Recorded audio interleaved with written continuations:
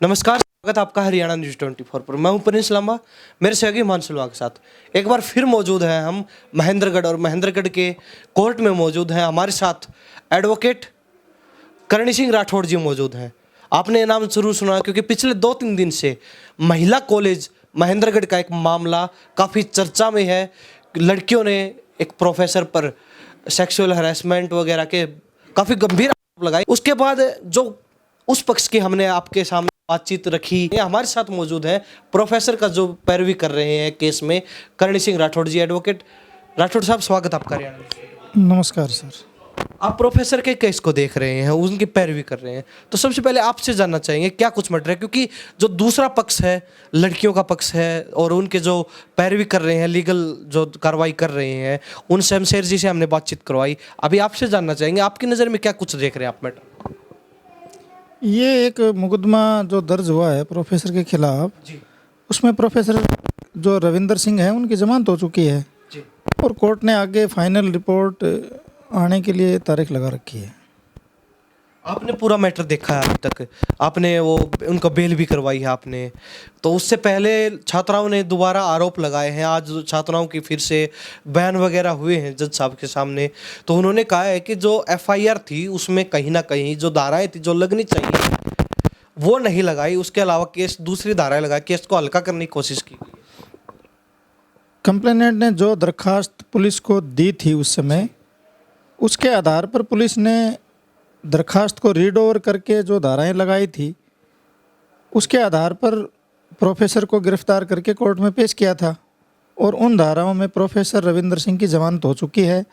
आज उन छात्राओं के या जो कंप्लेनेंट पार्टी है उनके क्या बयान हुए, इस बारे में मुझे कोई जानकारी नहीं है कि उनके क्या बयान हुए।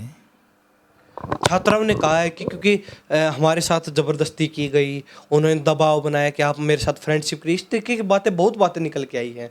बहुत बातें छात्राओं ने बार बार दोहराई भी हैं, कई वीडियोज़ वगैरह देखे गए, सब में ये बातचीत है। लेकिन हम उस पहलू पर नहीं जाना चाहेंगे।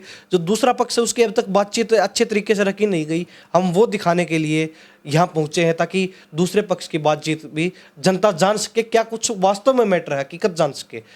छात्राओं ने आरोप लगाया कि प्रोफेसर ने उनके साथ जबरदस्ती करने की कोशिश की, जिसमें धारा बनती है 354, जिसमें पुलिस ने लगाई है 354A, लेकिन लगनी चाहिए थी क्योंकि उस पर फोर्सफुली जो कुछ किया गया, तो 354B लगनी चाहिए थी जो नॉन बेलेबल है।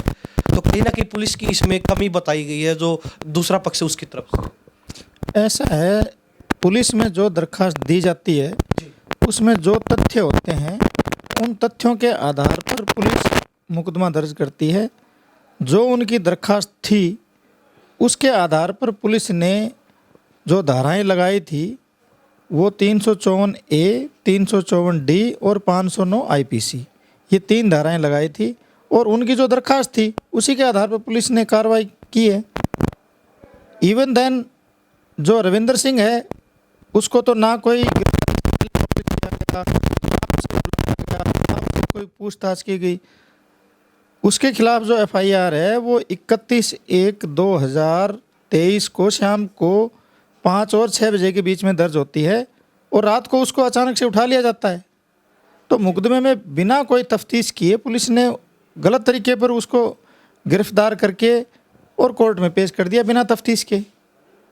जैसा कि रविंदर सिंह ने मुझे बताया है कि मुझे रात को उठा लिया और मेरे को कोई नोटिस नहीं दिया, ना कोई पूछताछ की, रात को उठा करके गिरफ्तार करके कोर्ट में पेश कर दिया। अब मुकदमा दर्ज हो गया, उसकी जमानत हो गई। उसके बाद जो कंप्लेनेंट पार्टी है वो क्या आरोप लगाती है, क्या और आगे करती है, ये तो पुलिस को देखना है।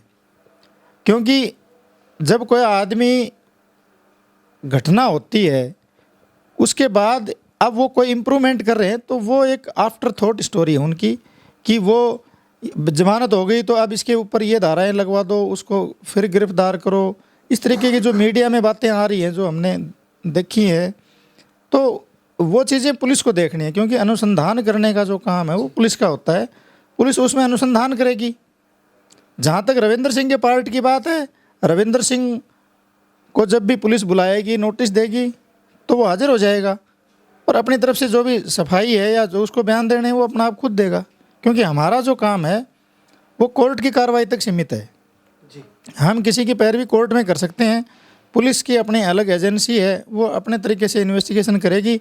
रविंदर सिंह ने जैसा मुझे बताया कि मेरे साथ नाइंसाफ़ी हुई है, मेरे खिलाफ झूठा मुकदमा हुआ है, तो रविंदर सिंह अपनी फेयर इन्वेस्टिगेशन के लिए अलग से अपनी कार्रवाई करने के लिए कह रहा है कि मैं अलग से अपने पुलिस के उच्च अधिकारियों को दरखास्त वगैरह दूंगा कि मेरे जो केस है इसकी सही प्रॉपर फेयर इन्वेस्टिगेशन हो और मुझे इस केस से निकाला जाए। एडवोकेट, जिस प्रकार दूसरे पक्ष ने भी अपनी बातचीत रखी, अभी हम आपके साथ बैठे हैं, आपकी बातचीत जानने की कोशिश कर रहे हैं कि आप इस मामले को देख किस प्रकार रहे हैं, प्रोफेसर की आप पैरवी कर रहे हैं, तो उस प्रकार आपकी बातचीत भी जनता तक पहुंच सके, इसलिए हम आपके साथ मौजूद हुए हैं।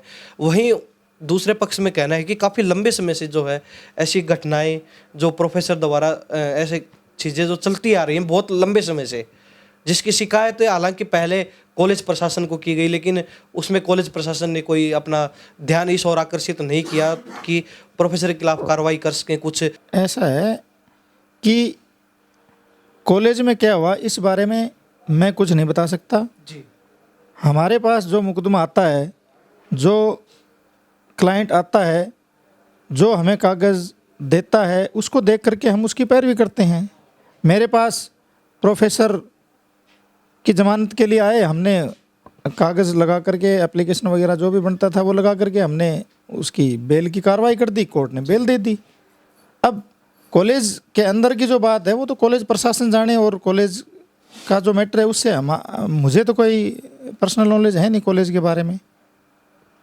तो एक और सवाल हमारा रहेगा, क्योंकि इस प्रकार के पहले भी बहुत मामले देखे गए हैं, चाहे वो स्कूल कॉलेज ना हो, लेकिन जब तक बात एक सरकारी कर्मचारी की आती है, अगर किसी ऐसी घटनाओं के साथ नाम जुड़ता है, किसी एफआईआर में नाम आता है या किसी मुकदमे में नाम आता है, तब तक के लिए उसे बर्खास्त किया जाता है उसके पद से। तो अब तक प्रोफेसर को इस तरीके से कुछ बर्खास्त वगैरह नहीं किया गया, बल्कि उनका तबादला कर दिया गया। तो इसको कितना जायज़ मानते हैं आप अपनी नज़र में? वो इस बारे में विभाग के जो अधिकारी हैं या कर्मचारी हैं, जो उनका विभाग है, वो बता पाएंगे, क्योंकि बर्खास्त का कोई नियम नहीं है कि मुकदमा दर्ज होते ही किसी को बर्खास्त कर दिया जाए, ऐसा कोई नियम नहीं है मेरे जान तक। अगर कोई सरकारी कर्मचारी वो अपने पद पर रहता है तो अपने पद की जो शक्ति है उसका दुरुपयोग भी तो कर सकता है ना। तो जब तक अगर उचित कार्रवाई नहीं हो जाती है, वो दोषी पाया जाता है या निर्दोष साबित होता है, वो कार्रवाई की बात है। वो कोर्ट में अगर केस चल रहा है तो वो जज साहब को देखना है किस प्रकार क्या कुछ सबूत पेश होते हैं, सबके बयानों को सुन के और उसके मद्देनज़र उसको जो कार्रवाई चलती है वो होगी। लेकिन तब तक के लिए उसको उस पद से दूर रखना चाहिए ना, क्योंकि अगर कहीं ना कहीं ऐसे में वो दुरुपयोग भी कर सकता है उस चीज़ का, अपनी शक्तियों का, अपने पावर का। कॉलेज प्रशासन ने प्रोफेसर रविंदर सिंह का जिस दिन जमानत हुई, जी। उसी दिन शाम को ही, जहाँ तक मेरी जानकारी है, उनका तबादला महेंद्रगढ़ गर्ल कॉलेज से और नारनौल तहसील में कोई कॉलेज है वहाँ कर दिया है। और जो आप कह रहे हैं उसी को ध्यान में रखते हुए किया गया है, क्योंकि महेंद्रगढ़ कॉलेज से उनका तबादला हो गया है, तो यहाँ अब उनका कोई इंटरफेयर नहीं रहा है। कहीं ना कहीं एक बात और निकल के आई है कि प्रोफेसर ने पहले लड़कियों को कहा अगर आप कोर्ट में केस करना चाहते तो कर दीजिए, आपको धक्के खाने पड़ेंगे।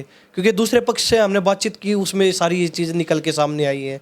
उनका साफ साफ कहना है अगर आप कोर्ट केस करेंगे तो आपको जान से मारने की धमकी भी उनकी तरफ से दी गई है लड़कियों को, प्रोफेसर की तरफ से।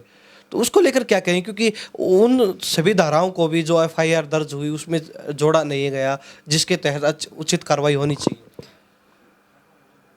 कहीं ना कहीं उनका साफ कहना है भाई पुलिस विभाग की तरफ से भी आधे अधूरी कार्रवाई की गई है। जो कंप्लेंट उन्होंने पुलिस को दी उसमें कोई जान से मारने की धमकी का जिक्र नहीं है, और इस तरीके से जो आरोप लगाए जाते हैं ज़बानी, उन आरोपों को कोई भी, दोनों पक्ष होते हैं, उनको साबित करना होता है। ज़बानी जो आरोप होते हैं उसका कोई आधार नहीं होता है। यदि किसी की कोई सच्चाई है तो पुलिस अभी अपनी जो फाइनल रिपोर्ट देगी, अभी अनुसंधान चल रहा है।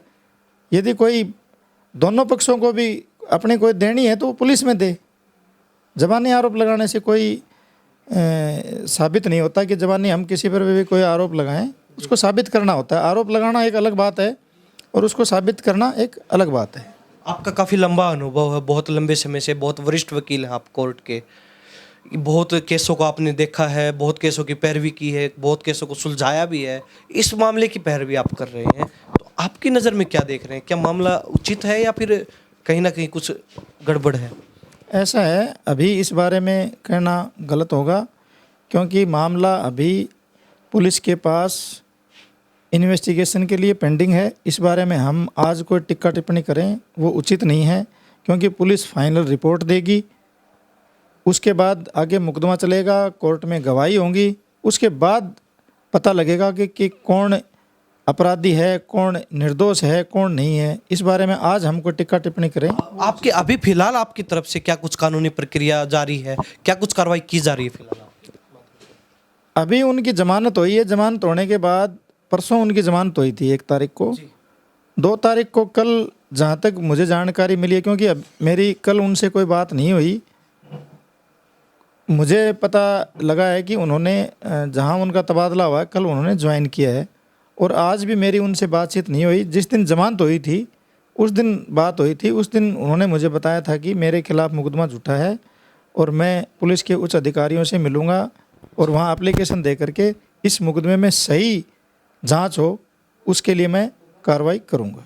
जी, तो ऐसे बहुत जैसे बड़े बड़े आरोप जो लगाए गए हैं, इस प्रकार के मामले काफ़ी गंभीर होते हैं, तो जल्दी ही जो एडवोकेट होते हैं, कोई भी एडवोकेट जल्दी से ऐसे किसी बड़े मैटर में फंसना नहीं चाहता है, सभी हाथ खड़े कर देते हैं, सभी दूर हट जाते हैं। तो आपने इस मैटर को क्यों संभाला? क्योंकि काफ़ी लंबा चौड़ा अनुभव है, तो आपको ऐसा क्या लगा कि मुझे इस मैटर में आना चाहिए? ऐसा है, हमारा वकालत का जो प्रोफेशन है जी, उसमें जो क्लाइंट हमारे पास आता है कि हम पैरवी करते हैं। अब प्रोफेसर ने मेरे से पैरवी करवाने के लिए हाँ कि उसने मुझे वकील इंगेज किया, हमने उसकी जमानत की कार्रवाई कर दी। जहाँ तक एफआईआर और जो धाराएं मुकदमे में लगी हुई थी वो कोई गंभीर अपराध की धाराएं नहीं थी, और वो सभी जो धाराएं थी उनमें जज साहब ने उनको जमानत दे दी। तो इस प्रकार की कोई बात नहीं है, हमारा किसी भी मुकदमे में कोई पर्सनल इंटरेस्ट नहीं होता है, और ना ही हम किसी मुकदमे में पर्सनल इंटरेस्ट रखते हैं। हमारे लिए एक आदमी आया है क्लाइंट, उसकी हम खाली अदालत में पैरवी करते हैं, उसके अलावा उसकी पर्सनल लाइफ क्या है उसके बारे में हमें कोई जानकारी लेने की ना ज़रूरत होती है, ना उसमें हम पढ़ते हैं। कब से आप पैरवी कर रहे हैं, आपने पूरे मैटर को अच्छे से देखा है, पुलिस की अपनी कार्रवाई जारी है, इसके अलावा कोर्ट की तरफ से भी अपनी कार्रवाई जारी है। कौन दोषी है, कौन निर्दोष है, इसका फैसला कोर्ट को करना है, पुलिस की कार्रवाई में साफ हो जाएगा, दूध का दूध पानी का पानी। तो आपकी नज़र में अब तक ये केस कितना साफ आपको नज़र लग रहा है? नहीं, अभी तक तो इस केस में खाली जो एफआईआर है वही पेपर जैसे कोर्ट में आता है, एफआईआर के आधार पर एक फॉर्मल रिमांड पेपर बन करके यहाँ आता है, उसके आधार पर प्रीमा फेसाई देख करके और कोर्ट को कार्रवाई करनी होती है। इसमें जमानत हो गई प्रोफेसर साहब की। अब आगे जो पुलिस सबमिट करेगी फाइनल रिपोर्ट, उसके आधार पर आगे आगामी कार्रवाई होगी। अभी जो जज साहब हैं उन्होंने आगे जो तारीख लगाई है 29 अप्रैल 2023, वो फाइनल रिपोर्ट पेश करने के लिए लगाई है। अभी इस मुकदमे में कोई महत्वपूर्ण दस्तावेज कोर्ट में जमा नहीं हुए हैं। ऐसा है लांबा साहब, कोर्ट का जो आदेश होता है वो सर्वमान्य होता है। कोर्ट जो भी आदेश करेगी वो सभी को मान्य होगा, चाहे प्रोफेसर का पक्ष हो चाहे लड़कियों का पक्ष हो। जो कोर्ट आदेश करेगी वो मान्य होगा, क्योंकि कोर्ट के आदेश से ऊपर आज हम कोई टिप्पणी करें वो गलत बात है। जो कोर्ट आदेश करेगी भविष्य में उसकी पालना होगी, उसको मानेंगे सभी लोग। यदि किसी को उस आदेश से ऐतराज़ होगा वो अपील कर देगा। तो ये हमारे साथ एडवोकेट करणी सिंह राठौड़ जी बने हुए थे, जो महिला कॉलेज का जो चर्चित मामला फिलहाल चल रहा है, काफ़ी गरमाया हुआ मामला है महेंद्रगढ़ में, और पूरे हरियाणा की नज़र इस मामले पर है। क्या कुछ इसमें कार्रवाई चल रही है, इसी को लेकर हम इनके साथ मौजूद हुए थे, क्योंकि दूसरे पक्ष की जहाँ तक बात हुई, प्रोफेसर का जो पक्ष है उसकी तरफ से पैरवी, उनकी तरफ से पैरवी कर रहे हैं। तो इनकी बातचीत आप लोगों के सामने पेश करनी काफ़ी ज़रूरी थी, क्योंकि लड़कियों का पक्ष तो बार बार सुना जा रहा है, लेकिन इस पक्ष की तरफ थोड़ा कम ध्यान दिया गया। तो इनकी बात रखना लाजमी था हमारे लिए, क्योंकि हमें किसी पक्ष से कोई द्वेष भावना नहीं है, दोनों पक्ष हमारे लिए समान है। कार्रवाई करनी है कोर्ट को और पुलिस प्रशासन को, वो क्या कुछ कार्रवाई कर रहे हैं उस पर हमारी नज़र है, एडवोकेट साहब की भी नज़र है, और दूसरे पक्ष की और पूरी जनता की उस पर नज़र है। एडवोकेट साहब बहुत बहुत धन्यवाद आप बातचीत के लिए।